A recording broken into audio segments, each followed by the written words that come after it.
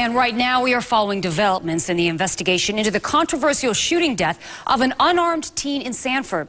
Police say a neighborhood watch volunteer told them that he shot this teen in self-defense, and so far he has not been charged.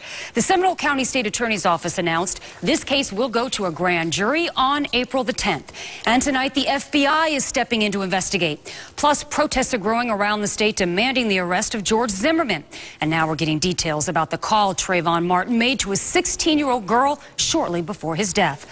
Our Serena Fazan is following the investigation, and she joins us live from the newsroom. Good evening, Serena. Good evening to you, Linda. I can tell you pressure certainly seems to be mounting for something to be done. In fact, we're on change.org. The family has actually posted a petition here urging people to sign it, hoping for an arrest. Right now, it's already up to more than 600,000 signatures. As you can see, that's up over 100,000 than it was just a couple of hours ago. And it has some major names that have signed it, including Mia Farrow. Other celebrities like Cher, Spike Lee have urged people to sign through Facebook and Twitter. Carolyn Spofford Williams has a hard time walking, but she's preparing to head to Sanford Thursday, where the Reverend Al Sharpton will lead a rally for her great cousin, Trayvon Martin. We never had no family member to get killed before. Carolyn showed me T-shirts the family made detailing Trayvon's life as they fight for justice. He was just being a kid that was scared of a stranger approaching him. And now Carolyn says, thanks to their family attorney, Benjamin Crump, they have proof of that. Holding up phone logs between Trayvon and his 16-year-old girlfriend, Crump urged the Sanford Police Department to take action. The dots have all been connected.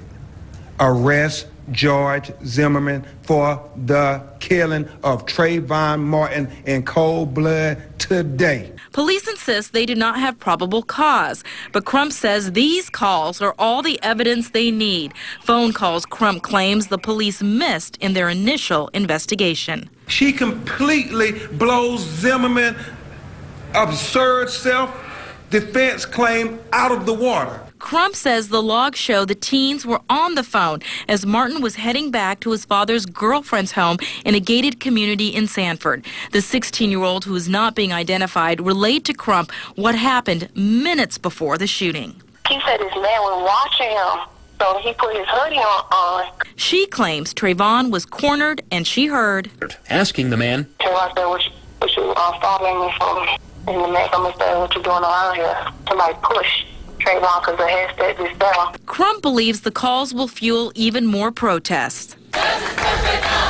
Demonstrations are being held all over the state. Carolyn hopes they continue. She says the family has lost faith in the Sanford Police Department. I'm glad that the federal government is stepping in. I asked Carolyn today if there was any comfort that the grand jury is actually going to hear this case. She says, frankly, no, it just took so long. The state attorney's office did release this statement today saying they waited because they wanted to get all the facts. Certainly we'll keep watching this story.